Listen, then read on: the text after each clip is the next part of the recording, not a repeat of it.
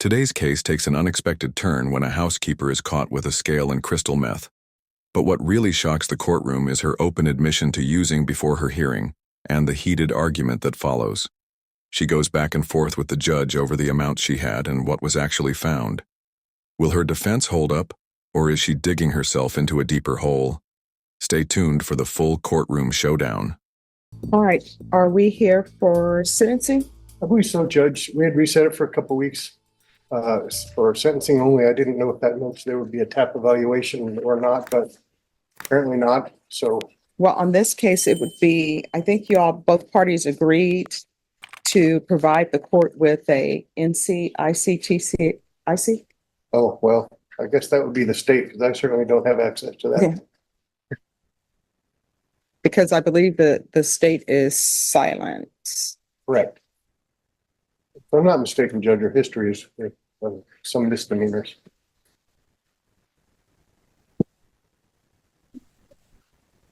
Sure. We want to get confused.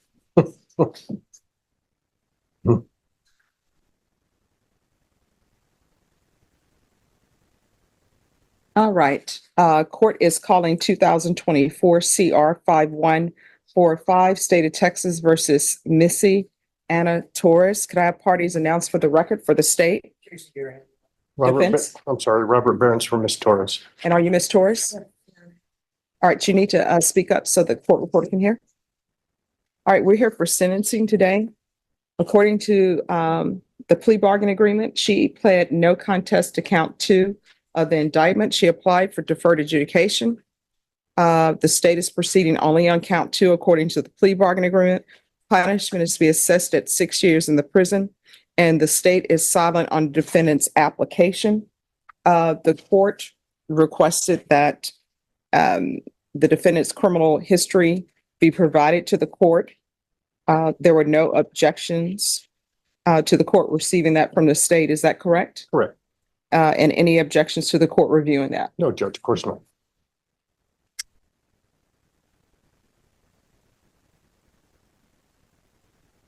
Right. Thank you, state. All right, the state is silent. Is there anything you wish to say on behalf of your client? Judge, of course, Miss Torres is hoping you'll grant her application for deferred. She's in self-employed cleaning houses. She has several customers that rely on her. She has a few kids. She's just asking for the court to maybe direct her to some outpatient treatment because she believes she needs some help with this problem. And other than that, again, she's just hoping you'll grant her application.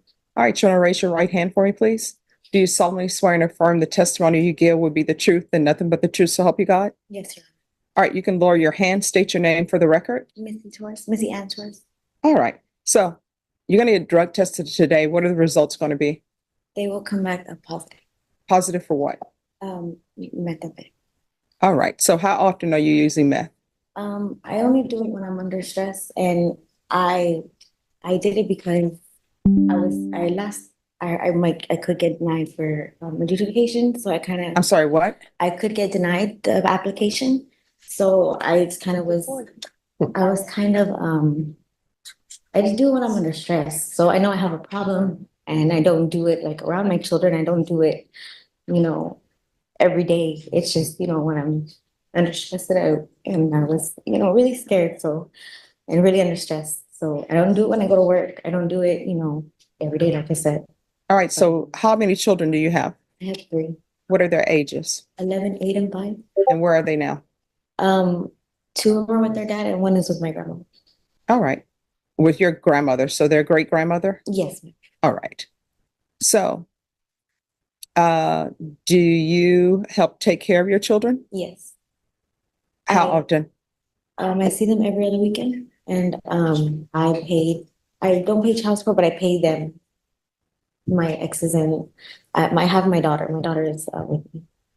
No, you just said your daughter is with the Yeah, great but grandmother. I live with my grandmother. This was it. All right. So I help take care of her.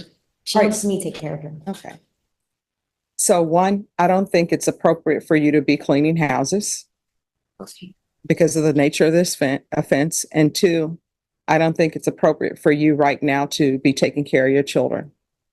That's why I'm asking for help, Your Honor. I'm sorry, what? That's why I was asking for help, Your Honor. That's why. All right, your help is not going to be outpatient treatment if I grant this application for deferred adjudication. So you're going into custody today.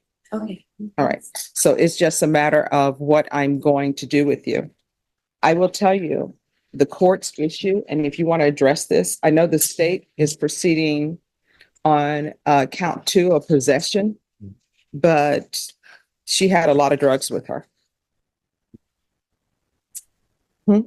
No, So I don't understand, if you're working homes, then why do you have a scale with Right. you? Because that's, according to this, you had drugs, you had a scale in your purse, and there were baggies totaling 32.0 grams. well, Your Honor, I was a heavy user back then, and it was. Oh, you're not, I tell you what, I don't think, and if I'm wrong, correct me, I don't think you were using 32 grams of meth. It was only 28. No, you have meth here for 4.964 grams, and you also have meth for 27.459 grams. And what you pled to in count 2 was a possession 4 to 200 grams. So this is not a possession 1 to 4. So we're talking about 27 grams. And according to the stipulations, that what was found in your bag, it says, I searched her bag, and inside a Paris Hilton makeup bag box were baggies, a scale, and crystal-like substance inside a cut vacuum sealed bag. That's from your Paris Hilton makeup bag. So what I had, the meth was it was double bagged in a sandwich bag. So yes, ma'am, I know it was 20, but it's because that was my personal. I didn't have any other. And last time I went, they tried to only give me which was 14 grams. So I had to. No, what I'm telling you is, they said the baggie found in Robert's pocket tested positive for meth and had a field weight of 6.12 That grams. wasn't mine. No. I'm not saying that was yours. So the 6.12 grams that were found in his pocket, they're saying that was his. It was in his pocket. But the baggie, which was found in Missy's purse, tested positive for meth and had a field weight of 32.09 grams. Now, mind you, what they do in the field, I already know that testing drugs in the field are not legal for court. So I'm not considering the weight and what they said in the field. I'm considering what has been given to me for laboratory reports. So this was the professionals testing it, not a presumptive. And it says 27.459 grams was the net weight of the meth that you had in your Paris Hilton bag. Yes, Your Honor. And I will say that I do ounce within 2 to 3 days. So I was a heavy user, and like I said, they tried to give me half of that the last time, and right now it's going for $250. So if I'm paying $250, I wanted the whole thing. I wanted to make sure. I'm just being honest, and I'm sorry. Excuse me for being. No, I transparent. want you to be honest, and I want you to be transparent. I'm sorry for being transparent, but it's something that I feel like I worked for my money, and I didn't want just to get gypped again. I can promise you I didn't sell anything. It was because I've been gypped many times. So I did get it. Now it was double bagged because I don't know, that's the way they gave it to me. I can't, and it is my mistake, and I'm taking full responsibility, but I wasn't selling drugs. I wouldn't, I have a job, and back then I was, a heavy user where I would just do it before work, after work, and I didn't have my children in my life. Now I do have my children back in my life, and I'm trying to be a good mom. So I thank you for, giving me an inpatient program. Well, no. I'm not saying I'm going to give you inpatient. sorry. What I'm saying is, What do you think so far? Should the judge be lenient, or does she need to face the consequences? Let us know in the comments. that you're not walking out of this courtroom today. Either you're going to be going to prison, or either you're going to be going to inpatient treatment. So it's very important that you be 100% honest with me, because I'm telling you, the state proceeded on a possession, but the amount of drugs you had and the way they were packaged, that's concerning for the court. So you're saying that you just bought a bunch of meth and you were saving it up for use? So I would use within 2 to 3 days, that was all my personal. Like I said, they tried to sell me half of that one time and I went back to the same person, but I said, I'm gonna wait myself to make sure I'm getting the right amount because I'm an addict. I'm sorry. With your own scale. Well, at the time I did because like I said, I've been gypped and it's when you're an addict, that's all you think of, just how to get, make sure you're getting what you need. And honestly, I can see where I made my mistake, but I'm being honest with you. It was my skeleton measure. So my personal, that's it. And I don't know if Robert would tell you that was my personal as well. Like, I mean, I don't want to call him or anything you can if you want to, but he would tell you that's why I used to pick up. Oh, no, I'm not going to be calling Robert because Robert probably has a case of his own. Right. But I'm saying Robert can tell you too, within 3 days, maybe 2 to 3 days, really, it would have been gone and I would have been back doing it again. Now I don't. It was kind of like a stress thing. And where did you get your drugs to use today before you came to court? Just an old friend. I hadn't talked to him since, and it was on Saturday when I knew it was, coming and I guess I felt, under pressure. Can I say something? I think the fact that she would actually go out and do the same drugs that she's about to get sentenced for in a couple of days, I think really speaks to the fact that she has a serious addiction problem that I think only rehab can treat. And if you decide that's ISF or SATF or SAFE, we understand that, but I think she really needs treatment. Okay. All right. This is what the court is there anything else for me to say? All right. This is what the court is going to do. I see that she hasn't been to prison before. I'm going to find her guilty, sentence her to 6 years in the prison, the therapeutic community. There's to be no contact with Robert Marble, give her credit for any time served, and I'll retain jurisdiction. Okay. All right. And you can explain to her what that means. Did you review the document entitled Trial Court Certification of Defendant's Rights to Appeal with your attorney? Did you understand it? Because this is a plea bargain agreement, because I followed your plea bargain agreement, and because you waived your right to appeal, you do not have the court's permission to appeal. Do you understand? Yes, sir. Because this is a felony conviction, you're not allowed to own or possess any weapons or ammunition.